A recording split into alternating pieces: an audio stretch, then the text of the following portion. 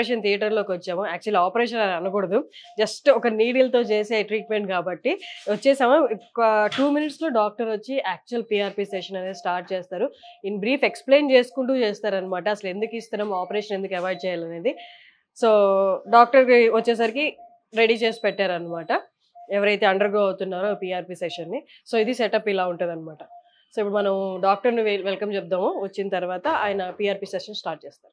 ఇది ఎంత ఇవి బంగారమేనా?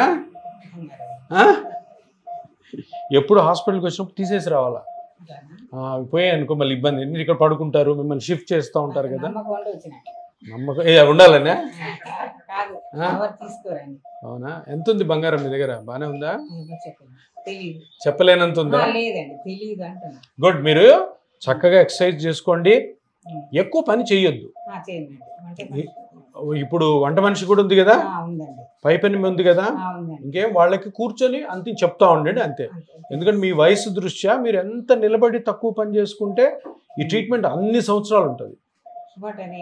10 years ఎందుకు, 25 సంవత్సరాలు ఉంటుంది అనుకొని దిగుదాం. మంచిగా అనుకొని దిగాలి కదా. కాకపోతే ఆ 25 సంవత్సరాలు ఉండాలి అంటే మీరు నా మాట వినాలి. నా మాట వినడం కాదు, నా మాట అర్థం చేసుకోవాలి. సో డాక్టర్ గారు ఏం చెప్తున్నారు, ఈ ట్రీట్మెంట్లో నాకు ఏం జరుగుతుంది, ఈ ట్రీట్మెంట్ వల్ల నాకు ఏం ఉపయోగం కలుగుతుంది, ఆ జరిగిన ఉపయోగాన్ని మనము ఎట్లాగా కాపాడుకోవాలి, అంతే సింపుల్. అది చేస్తే ఏ డాక్టర్ దగ్గరికి వెళ్ళాల్సిన అవసరం లే, ఎటువంటి ఇంజెక్షన్ అవసరం లే, ఎటువంటి ఆపరేషన్ అవసరం లేదు. ఎందుకంటే ఇది న్యాచురల్గా మన బాడీలో మనం చేస్తున్న పనుల వల్ల వచ్చిన ఒక అరుగుదల అంతే. ఇది జబ్బు కాదు, ఏం కాదు. అందులో మీకు ఈ వయసులో వచ్చింది కాబట్టి మీరు అదృష్టవంతులు. ఇప్పుడు అందరికి 35-40కే వచ్చేస్తుంది, అమ్మాయిలకి ముఖ్యంగా.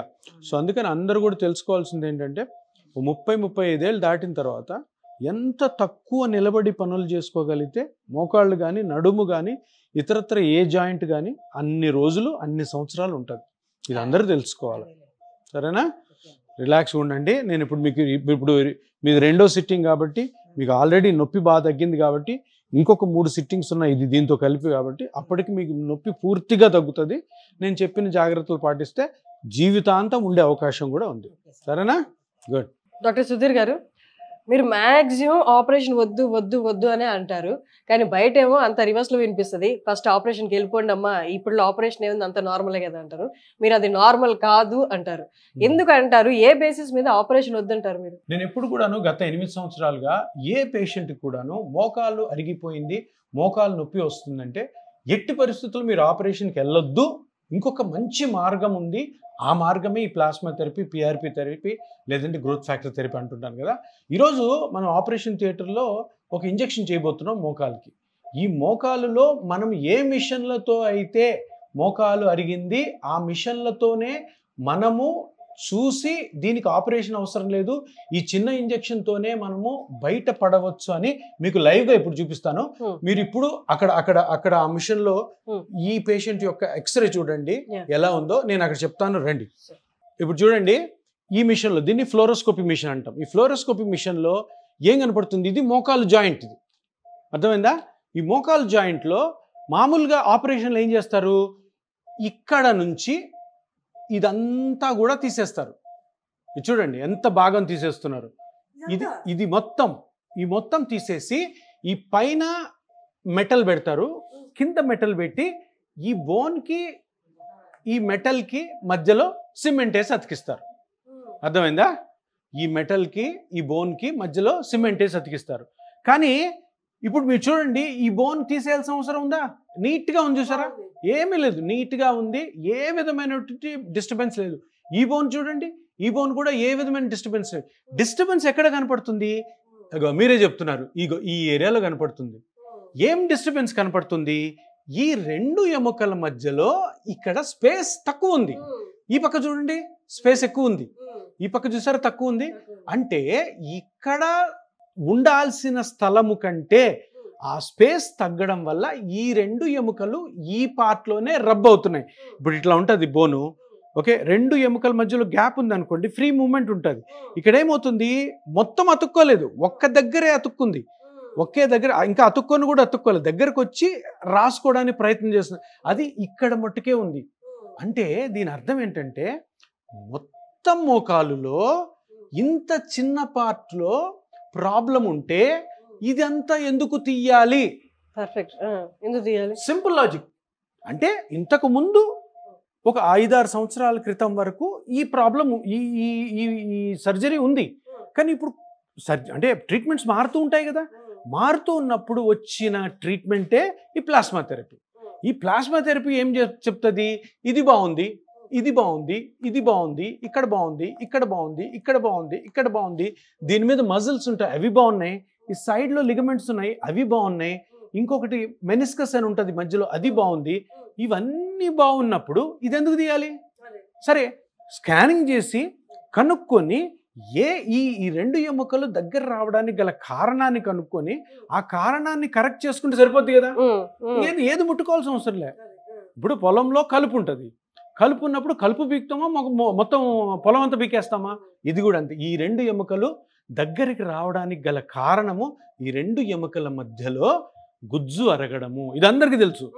గుజ్జు అరిగిందని ఇదంతా తీయడం అనవసరము అని ఎప్పుడో 34 సంవత్సరాల క్రితమే సైంటిస్టులు చెప్పారు. గవర్నమెంట్ కూడా ఈ ప్లాస్మా థెరపీ చేసుకోండి అని ఒప్పుకుంది. దాన్ని ఎవరు బయటికి తీసుకురాలే.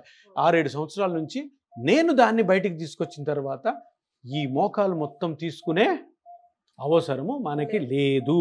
సో ఇక్కడ మీ రక్తంలో తీసిన కణాలని కానీ ఇక్కడ కరెక్ట్గా వేసామనుకో, ఇప్పుడు ఇక్కడ వేసామనుకో వేస్ట్. కొంతమంది పిఆర్పి చేస్తుంటే నాకు తగ్గలేదు, ఫెయిల్ అయింది అంటుంటారు. ఎందుకు తెలుసా? దాన్ని తీసుకొచ్చి ఇక్కడ వేస్తారు. ఇక్కడ ఆల్రెడీ ఉంది గుజ్జు ప్రాబ్లమే లేదు, ఇక్కడ తీసుకొచ్చేస్తే వేస్ట్. సో అది ఏమొద్ది, పేషెంట్కి నమ్మకం ఉండదు, చేసిన డాక్టర్ కూడా పిఆర్పి పనిచేయదురు అంటారు. అందుకని ఇక్కడ కరెక్ట్గా వేయడం వల్ల, ఎక్కడైతే గుజ్జు ఎంత అయితే అరిగిందో కనుక్కొని అక్కడ వేయడం వల్ల ఇక్కడ గుజ్జు పెరిగి కంప్లీట్గా పేషెంట్ రికవర్ అవుతారు. సో ఇది అందుకనే నేను గత 8 సంవత్సరాలుగా చెప్పేది ఒకటే మాట, మీకు ఆపరేషన్ లేకుండా బయటపడే చిన్న ఇంజెక్షన్ మార్గం ఒకటి వచ్చింది. అందరూ దాన్ని నమ్మండి, కానీ కరెక్ట్ అయిన డాక్టర్ దగ్గర చేసుకోండి. కరెక్ట్ అయిన ఇన్స్టిట్యూట్లోనే, ఎక్కడైతే ఆపరేషన్స్ జరగవో, ఏ హాస్పిటల్లో అయితే ఆపరేషన్స్ జరగకుండా ఈ పిఆర్పి పద్ధతి ద్వారా నిష్ణాతులైన, అంటే బాగా ఎక్స్పీరియన్స్ ఉన్న డాక్టర్స్ దగ్గర చేసుకోవడం ద్వారా పిఆర్పితో మీరు 100% నొప్పి లేకుండా బయటపడతారు. సూపర్. చిన్న ఇంజెక్షను లేదు, నేను వచ్చానంటే నొప్పి ఉండదు అంతే. ఇంకా చూడండి, ఇప్పుడు చిన్న లోకల్ అనస్థిషియా ఇస్తున్నాను. అంటే ఈవిడికి నేను ఇంజెక్షన్ చేస్తున్నప్పుడు పిఆర్పి నొప్పి లేకుండా ఉండేదానికి ఇది చిన్న మొద్దుబార్చే ఇంజెక్షను. లేదమ్మా స్వరాజ్యమ్మ, ఇది చిన్న ఇంజెక్షను, దీని తర్వాత మీకు నొప్పే ఉండదు. అంతే అంతే, కొద్దిగా చీమ కుట్టినట్టు ఉంటుంది అంతే అంతే. ఎంత మీ వయసు ఇప్పుడు? మీ వయసు ఎంతమ్మా? 75. సూపర్. 100 కొడతారు మీరు, 100 కొట్టాలి అంతే. లేదు, మీరు 100 కొట్టాల్సిందే, 100 కొడతారు మీరు అంతే. షూట్. ఇప్పుడు ఎడమ కాలు అయిపోయింది, కుడి కాలుకి కూడా నొప్పి లేకుండా ఉండేదానికి ఒక ఇంజెక్షన్ చేస్తున్నాను. Shoot shoot shoot. చూడండి, చిన్న సూదమ్మా, కొద్దిగా బాగా సెన్సిటివ్ ఉన్నారు మీరు. ఏం కాదు. Very good. ఇది లోకల్ అనస్థీషియా, మొద్దుబార్చే ఇంజెక్షను. దీని తర్వాత వేసే చిన్న ఇంజెక్షన్ కూడా నొప్పి లేకుండా ఉండాలన్నదే నా ఉద్దేశం. ఎందుకంటే మీరు ఆల్రెడీ ఒక 10 సంవత్సరాల నుంచి నొప్పితో బాధపడుతున్నారు కాబట్టి నేను చేసే ప్రొసీజర్లో కూడా మీకు ఏమాత్రం నొప్పి లేకుండా చేయడం అన్నదే నా ఉద్దేశం. అందుకనే మీకు ఫస్ట్ మత్తిచ్చి ఎటువంటి ఇంజెక్షన్ పెయిన్ లేకుండా, ఎటువంటి ఈ ఇంజెక్షన్ చేసుకోవడంలో మీకు భయం లేకుండా ఉండేదానికి ఈ ప్రయత్నం. ఏమా? Very good. ఇప్పుడు ఏం నొప్పి ఉండదు మీకు. సో ఇప్పుడు ఇది ఈ నీడిల్ని మనము గుజ్జు ఎక్కడైతే అరిగిందో అక్కడికి తీసుకెళ్ళి దాని తర్వాత ఆ ఏరియాని ఈ మిషన్లో కనుక్కొని అక్కడ మనము plasma therapy or PRP or growth factor థెరపీని ఆవిడ బ్లడ్లోంచి తీసిన కణాలని వదులుతాం అనమాట. ఇప్పుడు ఈ నీడిల్ ఇక్కడ పెడుతున్నాను. ఆల్రెడీ మత్తి ఇచ్చాము చూడండి, అందుకు ఏముండదు, మొద్దుబారి ఉంటుంది. లేదు, ఇప్పుడుందా? లేదు కదా. చూడండి, ఏం లేదు, ఏముండదు, అయిపోయా. చూసారు, ఇంజెక్షన్ చేస్తున్నప్పుడు కూడా ఆవిడకి నొప్పి లేదు. అంటే మనం ముఖ్య ఉద్దేశం ఏంటంటే ఆల్రెడీ నొప్పితో ఉంటారు పాపం వీళ్ళు, మన దగ్గరికి వస్తారు, మనం ఇచ్చే ఇంజెక్షన్లతో కూడా నొప్పితో ఇది చేయకూడదు. కొంతమంది ఎక్స్పీరియన్స్ లేని డాక్టర్లు పిఆర్పి చేశారనుకో, వాళ్ళకి తెలియదు, ఎక్కడ గుచ్చాలో తెలియదు, ఇష్టం వచ్చినట్టు ఇప్పుడు ఆపరేషన్ థియేటర్లో చేయరు, ఇటువంటి మిషన్స్ వాళ్ళ దగ్గర ఉండవు, ఎక్కడ ఇంజెక్ట్ చేయాలో వాళ్ళకి తెలియదు. అది ఇంజెక్ట్ చేయకుండా ఆ పిఆర్పిని ఆ కంపెనీ వాడు ఏదో చెప్పాడు కదా అని ఆ కిట్ తీసేసుకొని ఆ బ్లడ్ అందులో వేసి ఏదో ప్రాసెస్ చేసి గుడ్డిగా అనస్థీషియా ఇవ్వకుండా గుచ్చితే పేషెంట్ చాలా నొప్పించి నెక్స్ట్ సిట్టింగ్ కూడా మన దగ్గరికి రాడు.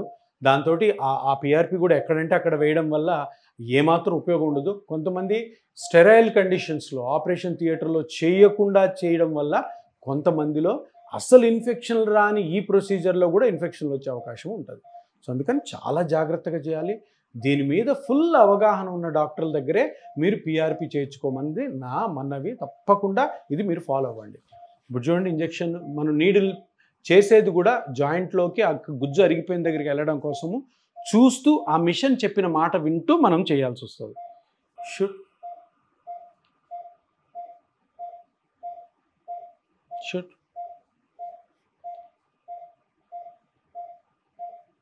ఇప్పుడు జాయింట్లోకి వెళ్ళిపోయాం. షుట్. సో జాయింట్లోకి వెళ్ళాము, అక్కడే గుజ్జు ఉంటుంది, అక్కడే గుజ్జు అరిగింది కదా చూడండి. ఇప్పుడు గుజ్జు ఎలాగ అరిగింది అన్నది మనము ఇది ఒక కాంట్రాస్ట్ అంటాం, అంటే దీన్ని డై అంటాం. అంటే దీన్ని ఇంజెక్ట్ చేసిన తర్వాత అసలు గుజ్జు ఎక్కడ అరిగింది, ఆ అరిగిన దగ్గరే మనము మన ప్లాస్మా థెరపీని రిలీజ్ చేస్తున్నాం లేదో దీని ద్వారా మనకు తెలుస్తుంది. ఇది ఇంజెక్ట్ చేస్తున్నాను, ఒక నల్లగా ఒక స్ప్రెడ్ వస్తుంది చూడండి, చూసారా? అది అంటే ఆ నల్లగా వచ్చే స్ప్రెడ్డే మనం కరెక్ట్గా ఈ ప్లాస్మా థెరపీని ఇంజెక్ట్ చేయాలన్న ప్లేస్ అన్నమాట. ఇప్పుడు మన ఈ పేషెంట్ దగ్గర తీసుకున్న బ్లడ్లో మనం అంతా ప్రాసెస్ చేసిన తర్వాత నల్లగున్నదంతా ఆర్బీసీ అంటారు కదా, పైన ఉన్నది ప్లాస్మా, ఈ మధ్యలో ఉన్నది మన పిఆర్పి అన్నమాట, platelet rich plasma are growth factor are plasma therapy. So ఇక్కడ నుంచి మనము కరెక్ట్గా ఆ కణాలని తీసుకోవాలన్నమాట. సో ఫస్ట్ ఈ లిడ్ క్యాప్ లిడ్ తీసేస్తున్నాను, టచ్ చేయొద్దు.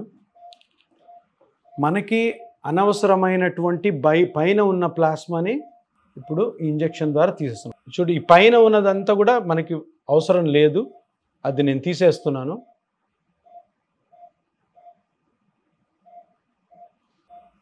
సో ఇదంతా అనవసరమైన ప్లాస్మా అనమాట. ఆ మిగతా మిగిలిందేమో మనకి పిఆర్పి, అది మనము ఇప్పుడు తీసుకోవాలి.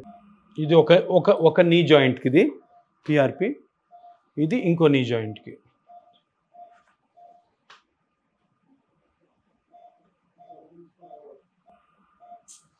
ఇది ఇంకొక నీలోకి పిఆర్పి, అంటే రెండు తీసుకున్నాం మనము. చూసారా, ఇది లెఫ్ట్ దానికి ఇది రైట్ దానికి, దేంట్లో ఇది ఏదైనా వేసుకోవచ్చు. సో దీన్ని ఈక్వల్గా డివైడ్ చేసి మనం నీ జాయింట్లో ఇంజెక్ట్ చేయాలన్నమాట. ఇప్పుడు ఫస్ట్ లెఫ్ట్ దానిలో ఇంజెక్ట్ చేస్తున్నాను పిఆర్పి. అమ్మ, నీ రక్తంలోంచి తీసినది, దీంట్లో కణాలు ఉంటాయి, ఈ కణాలే నీకు అడిగిపోయిన గుజ్జుని పెంచుతాయి నెమ్మదిగా. ఇప్పుడు వరి మొలకలు వేస్తే మొలకలు అవుతాయి కదా, అట్లాగా ఒక 3 నెలలు పడుతుంది, స్లోగా పెరుగుతుంది. సో దీన్ని ఇప్పుడు మనం ఆల్రెడీ అక్కడ చూసాం కదా, అక్కడ మనము కాంట్రాస్ట్ ఇంజెక్ట్ చేసి చూసాం కాబట్టి అక్కడ కరెక్ట్గా గుజ్జు అరిగిందని మనకు తెలిసింది కాబట్టి అక్కడ మనం ఇది ఇంజెక్ట్ చేస్తున్నాం. సో ఎటువంటి నొప్పి లేకుండా లోపలికి నెమ్మదిగా మొత్తం వెళ్ళిపోయింది. షూట్. అది కూడా కరెక్ట్ స్ప్రెడ్ అయింది, చూసారు జాయింట్ అంతా. సో ఈ విధంగా పిఆర్పి అయిపోయింది. సో సూది అయిపోయింది. ఎటువంటి చీమ కుట్టినట్టు కూడా మన స్వరాజ్యం గారికి లేదు. దీన్ని నెమ్మదిగా తీసేస్తున్నాం, అయిపోయింది. సో ఒక నీ జాయింట్ అయిపోయింది. ఇప్పుడు కుడిది. ఏం నొప్పి ఉండదులేమ్మా నీకు, నువ్వు ఏం టెన్షన్ పడద్దు, ఏం నొప్పి ఉండదు, ఎందుకు మత్తి ఇచ్చేసాం కాబట్టి. షూట్. సో ఇప్పుడు కూడా ఈ మిషన్లో చూస్తూ మనం జాయింట్లోకి వెళ్ళాము. జాయింట్లోకి వెళ్ళిన తర్వాత మళ్ళీ ఇది కరెక్ట్ ప్లేస్లో ఉన్నామా లేదా అని తెలుసుకోవడం కోసము కాంట్రాస్ట్ ఇంజెక్ట్ చేస్తున్నాము. కాంట్రాస్ట్ అంటే డై, అక్కడ తెలుస్తుంది చూసారా, ఎక్కడైతే మనకు గుజ్జు అరిగిందో ఆ ప్లేస్ని మనకు చూపిస్తుంది. అది చూపిస్తుంది కాబట్టి మనకు కరెక్ట్ ప్లేస్ అని అర్థమైంది. ఇప్పుడు మిగిలిన ఈ పిఆర్పిని ఈ కుడి జాయింట్లోకి వదులుతున్నాను. ఈ రోజు నుంచి కూడా సామ్రాజ్యం గారికి గుజ్జు పెరగడం మొదలవుతుంది. దీని తర్వాత ఇంకొక 2 సిట్టింగ్స్ ఉంటాయి ఈవిడికి. ఈవిడ అరిగిన గుజ్జు ప్రకారము ఇంకొక 2 సిట్టింగ్స్ ఉంటాయి. ఆ 2 సిట్టింగ్స్ వరకు మేము చెప్పిన ఎక్సర్సైజ్లే ఈవిడ చేయాలి. చేస్తూ మేము చెప్పిన యాక్టివిటీస్ ఏవైతే వద్దంటామో ఆ యాక్టివిటీస్ని ఆపాలి, ఏవైతే ఎక్కువ చేయమంటామో అవి చేయాలా, కరెక్ట్గా ఉండాలి. మళ్ళీ 15 రోజుల నుంచి 20 రోజుల మధ్యలో మీరు ఎప్పుడైనా వచ్చి 3వ ఇంజెక్షన్ తీసుకోవాలి. ఇది 2వది కదా, దాని తర్వాత ఇంకోటి ఉంటుంది. కానీ నేను చెప్పినవన్నీ కరెక్ట్గా పాటించారంటే మనం ఇద్దరం అనుకున్నామా ఒక 20-25 సంవత్సరాలు ఉండాలి అనుకొని దిగాలి. అర్థమైందమ్మా? అదే ఇట్లే ఉండు, హ్యాపీగా ఉండు. ఓకే, ఇప్పుడు 75, ఇంకొక 25 సంవత్సరాలు మీరు నొప్పి లేకుండా ఉండాలి. ఇదే నా బాధ్యత, మీ బాధ్యత కూడా. సరేనా? రైట్, అంతే కదా హర్ష్? చూసారు కదా, ఇది జస్ట్ స్మాల్ సెషన్, 15 నిమిషాల సెషన్ అంతే, ఒక ఇంజెక్షన్ అంతే. ఆవిడ ఇంకా లేచి నార్మల్గా వెళ్ళిపోవచ్చు అనమాట. అంటే నార్మల్గా ఈ ఆపరేషన్స్ అవన్నీ ఆఫ్ చేసుకునే వాళ్ళకి దీనికి తేడా ఏంటి అంటే 15 నిమిషాల ప్రాసెస్, నొప్పి లేని ప్రాసెస్. అందులో ఇంజెక్ట్ చేసేది కూడా మన బ్లడ్లో నుంచి తీసి సపరేట్ చేసిన ప్లాస్మా నుండి తీసేవే. సో ఎలాంటి రిస్క్ అనేది ఉండదు. గ్రాడ్యువల్లీ గ్రోత్ అనేది పెరుగుతూ ఉంటుంది ఎక్కడైతే అరుగుదల అయిపోయిందో. సో 3 సెషన్స్ వైజ్ మనకి మార్పు అనేది కనిపిస్తూ ఉంటుంది. ఎంత గుజ్జు పెరిగింది, ఎంత కంఫర్టబుల్గా ఉన్నారు వాళ్ళు పెయిన్ లేకుండా అనేది. సో ఇది PRP సెషన్.